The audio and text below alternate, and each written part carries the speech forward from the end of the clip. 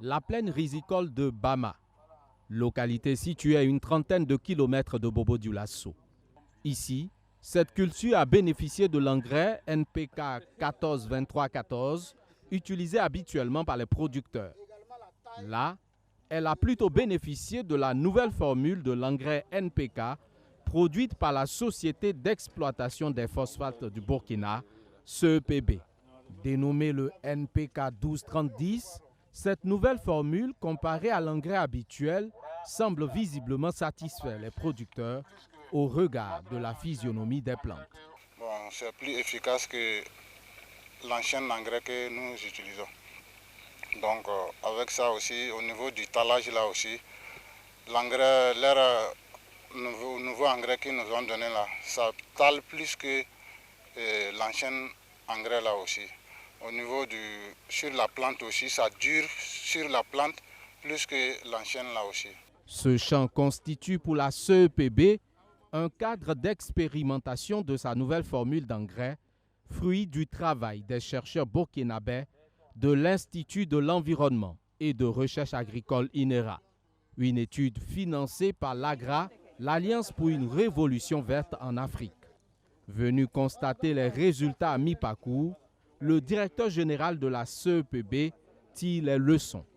Alors, il faut dire que cette nouvelle formulation de NPK 12-30-10 pour le riz est issue donc des études diagnostiques de la fertilité des sols qui ont montré les carences en phosphore et bien sûr donc les limitations que cet élément apportait donc pour la productivité. Et dans l'optique d'intensifier, nous avons donc effectivement décidé d'améliorer le niveau de P, de phosphore, quand je dis P, dans la formulation d'engrais. Et c'est ce qui a été fait. Et bien sûr, cette formulation a prouvé effectivement ses effets sur le terrain, montrant que le 14-23-14 n'était plus adapté pour la production du riz, surtout dans la plaine de Bagré.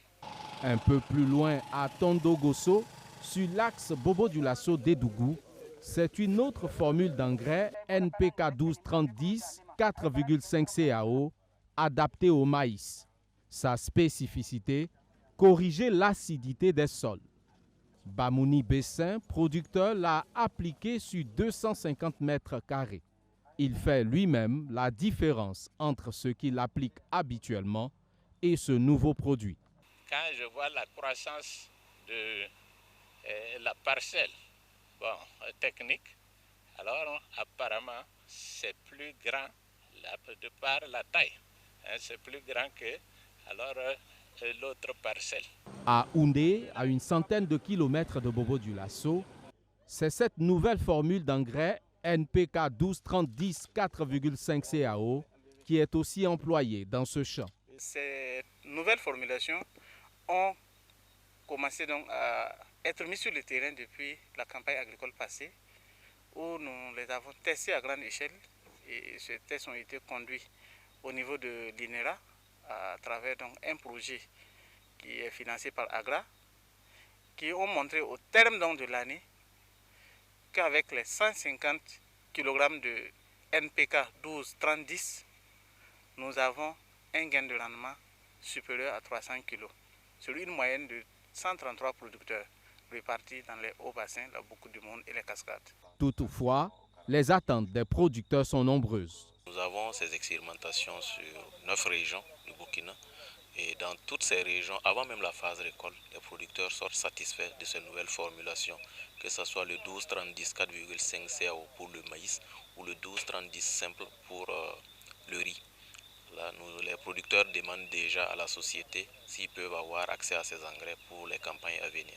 Tout est mis en œuvre pour la prise en compte des préoccupations des producteurs, indique le directeur général de la CEPB, qui promet la disponibilité et un coût raisonnable pour cette nouvelle formule d'engrais NPK.